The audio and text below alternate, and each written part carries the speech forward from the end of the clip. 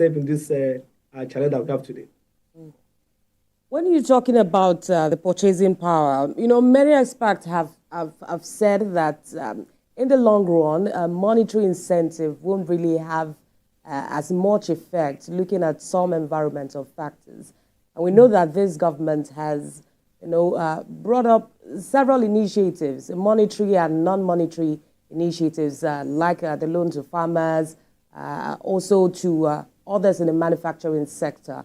But will an 100% increase really make any effect looking at our economy at this time? Yeah, so as a productivity expert, I will tackle it from a productivity approach to this. We didn't find ourselves here today. This has been. I was on this station the time they wanted to increase to 30,000, naira as minimum wage. This same thing I mentioned. I mentioned them again. So sometimes some of this issue is not something that just cropped up yesterday. They have lingered on for some time, and because we didn't tackle it at that time, it became what we are focusing on today. So the first thing is we know we don't have why don't we have the money? Where has the money gone to? Oh, we are not making so much money from oil. Why did we become just mono economy? Oh, we're trying, we have been pushing money in there, but then the question is, what is happening to our output? Right? So this output thing must be taken care of before we even talk about those who are cooking the food. So Nigeria is like a big pot of soup, yeah, from productivity dimension. And then this pot of soup, this soup is what is sold to the members of the cook and outsiders. Okay, if the soup is not well cooked, we cannot talk about paying the cook. Now the cook are saying increase what you take, increase what you give me. My take-home pay cannot take me home. Okay, but the question is, what happened to the soup?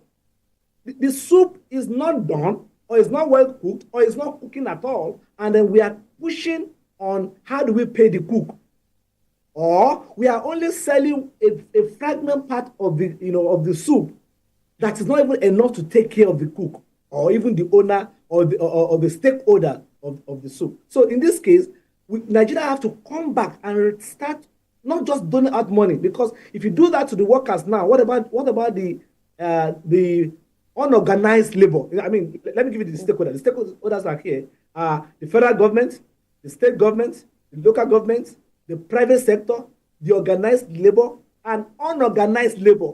What about people working under the bridge? What about people that are not documented in tax, so to say? So the question here is, everybody will be affected by the decision of the government.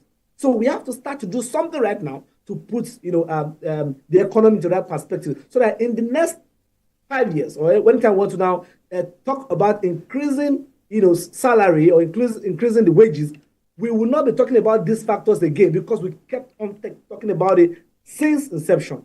So what's the way forward? We have to change our perspective. I am wondering what we can do now to addressing it, because the Tripartite Committee, as well as organized labor, organized private sector, will be having a conversation today. Recall that NLC gave them a deadline, and a conversation is ongoing.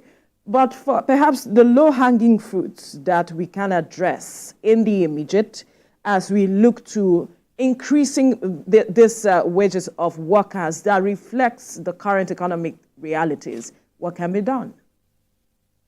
I agree with you. So the first thing that should be done is value.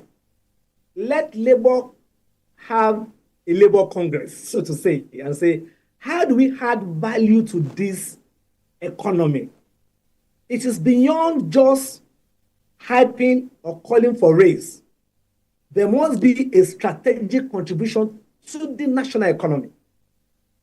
I am not in favor of raise the bar, raise the money, let's get that money, let's move on. There must be a strategic contribution to the economy. And that's why sometimes I begin to think about, do we need to introduce per hour pay?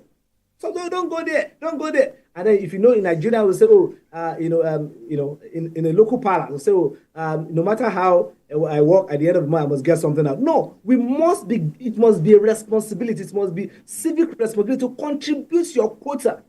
That when you're supposed to do what, do it well, because it's a combination of all our productivity that becomes national productivity. So personal productivity must be intact. That's number one. Everybody must contribute. Number two, the government must create an enabling environment where and when businesses that are small, there's a small business, SMEs, are able to produce and export. Okay, there are guys who do skits, on social media. Social media or even on the major media that collect dollars, right? This is an economy. Social media is economy. Now there are different media, different digital economy going on today that the government must also look into and empower them to be able to produce. Right now, we must be able to also develop our tourism, sector. There are people that goes to Dubai every year to go and spend money there. What do they have in Dubai that we don't have in Nigeria? Is it the sun? Is it the sea? Is it the water? Tell me. So the question is, do we have that plan? So there must be a national plan to recover quickly. How do we begin to sell what we have? So that we can begin to put value out of this soup that others who can pay us in dollars, so we can have enough dollar coming in to pay for our values. When we do this, we can quickly turn around the economy. What's happening to the dollar? There's a need for dollar and there's a scarcity of it. So what happens? Then something happens to the to the economy because of that. So what can we do to begin to attract? And we are not just exporting oil, right? We are not just importing it, but no, we are also exporting human resources. And let me quickly tell you this: in the US and in the UK or part of the world, when they are sending their human resources to a nation, they will tell you US support Nigeria with so millions of dollars. Sometimes it is not cash. Sometimes it is not the money. It is the human being that they have sent to help you out. So they quantify the human being coming to your country, and then you pay for that. China is supporting Nigeria on this. Sometimes it is not in cash. Sometimes it is in the capacity of brain. So we must understand that the world has moved beyond tangible products in productivity to intangible.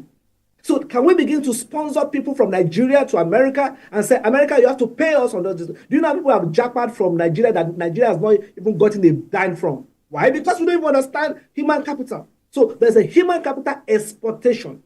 That is when the country itself is interested in that part of the sector, which is the human capital sector. All right. So there's agriculture. Agriculture is something we have to focus on. Oh, the fertilizers are coming. Oh, we are pushing money in that. We cannot see it. People cannot sit in the street. On the street of Nigeria, ask an average Nigerian, say, do you say this? They can't see anything. I can't feel it. So beyond rhetorics and public talk and speaking to the gallery and then hailing you and all that, we must all put our hands on deck to make Nigeria work. I think that's very important. All right, Mr. Darrow, this leads me to my next question. Even when there is an agreement over what to pay,